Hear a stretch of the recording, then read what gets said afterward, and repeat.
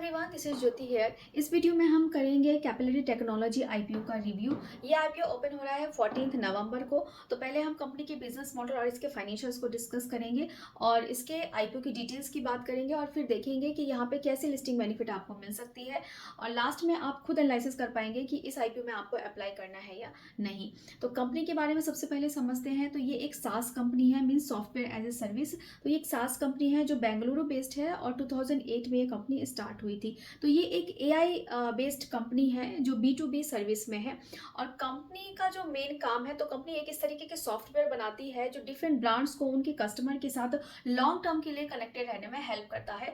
Means brands को customer के साथ एक लॉन्ग टर्म के लिए रिलेशनशिप बनाने में हेल्प करता है। इस तरीके के सॉफ्टवेयर बनाती है। जैसे ईजी लैंग्वेज में हम बात करें तो एआई बेस्ड इस तरीके के सॉफ्टवेयर बनाए जाते हैं, जैसे कस्टमर जो फीडबैक देते हैं या फिर कुछ लॉयल्टी प्रोग्राम्स वगैरह जो ब्रांड चलाती है, ब्रांड लॉयल्टी प्रोग्राम्स, जैसे कुछ रेवेन्यू वाउचर्स और ब्रांड को और अच्छे से कस्टमर समझें, इस तरीके के प्रोग्राम्स होते हैं। तो ऐसे एआई बेस्ड सॉफ्टवेयर कंपनी बनाती है जो उनको उनके कस्टमर से लॉन्ग टर्म के लिए कनेक्टेड रहता है। तो यहाँ पे कस्टमर भी ब्रांड के बारे में अच्छे से समझता है, उनके साथ कनेक्टेड रहता है, लॉयल्टी बिल्डअप होती है और यहाँ पे ब्रांड्स को भी काफ़ी अपॉर्चुनिटी मिलता है कि जब कस्टमर उनके साथ लॉन्ग टर्म में जुड़े रहते हैं तो उनकी सेल्स अच्छी होती है, उनकी मार्जिन्स अच्छे मिलते हैं।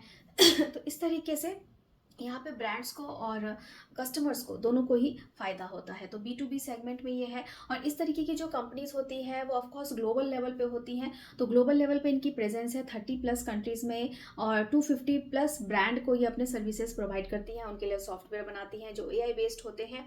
कुछ इनके क्लाइंट्स की बात करूँ like Tata, Domino's, jockey, Puma, तो इस तरीके के बड़े ब्रांड्स जो ग्लोबल लेवल पे अपनी बिजनेस करते हैं, तो वो इनकी ये सभी जो है इनके सर्विसेज लेते हैं।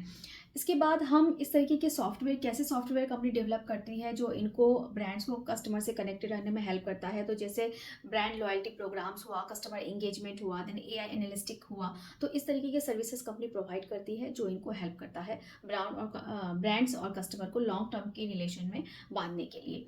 तो ये कंपनी का बिजनेस मॉडल है। अब हम इसके फाइनेंशियल्स की तरफ जाते हैं और कंपनी के फाइनेंशियल्स को चेक करके काफ़ी हद तक हमें क्लियर हो जाता है कि कंपनी किस तरीके की है। सबसे पहले देखेंगे हम इनके असेट को। तो असेट में 23 से 24 के बीच में यहाँ पे इंक्रीज़ है, लेकिन 24 से 25 के बीच में स्लाइटली इनका असेट जो है वो कम हुआ है, लेकिन फिर नेक्स्ट 6 मंथ में इनका असेट जो है वो इंक्रीज़ हुआ है।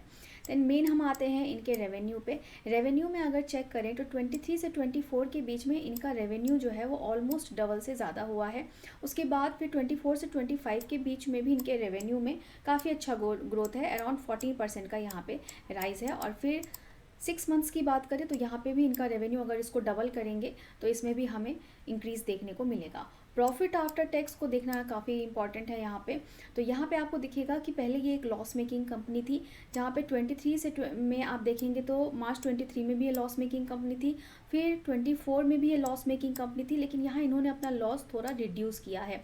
लेकिन सडनली अगर हम मार्च 25 के डेटा देखें तो यहाँ ये एक प्रॉफिटेबल कंपनी बन गई है। कंपनी ने छोटा सा ही प्रॉफिट जनरेट किया है, जस्ट 14 करोड़ का, लेकिन स्टिल कंपनी प्रॉफिटेबल हो गई है। तो यहाँ पे इनकी प्रॉफिटेबिलिटी में अराउंड 121% का राइज देखने को मिला है। तो ये एक अच्छी बात भी है, लेकिन यहाँ पे हमें थोड़ा सा कॉशियस भी रहना है, क्योंकि कई बार कंपनी जब IPOs लाती है तो अपने एक्सपेंसेस वगैरह को कॉस्ट कटिंग करके दिखाती है बैलेंस शीट में, जहाँ पे वो अपने आप को प्रॉफिटेबल प्रेजेंट करती है अपने IPO को ज़्यादा सक्सेसफुल बनाने के लिए।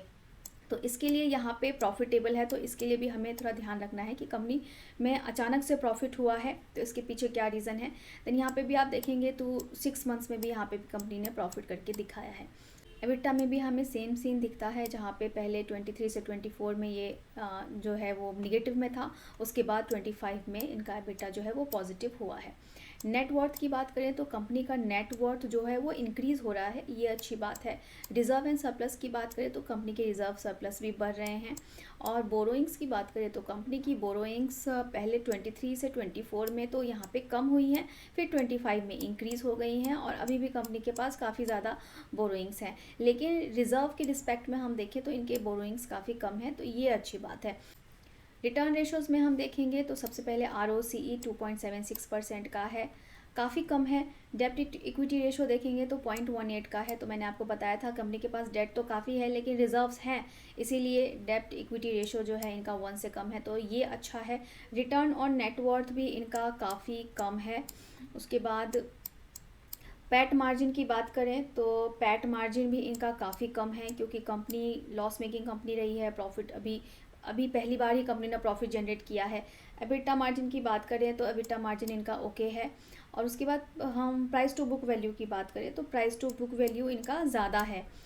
पीई रेशो की बात करें तो पीई रेशो कंपनी का काफ़ी हाई है। जो इनके अगर हम प्राइस अर्निंग की बात करें तो जैसे कंपनी की जो अर्निंग अभी हमने देखी है तो फिलहाल कंपनी ने काफ़ी छोटा प्रॉफिट जनरेट किया है और पिछले सालों में ये लॉस मेकिंग कंपनी रही है, तो उस हिसाब से काफ़ी हायर वैल्यूशंस पे ये आईपीओ जो है वो लाया गया है।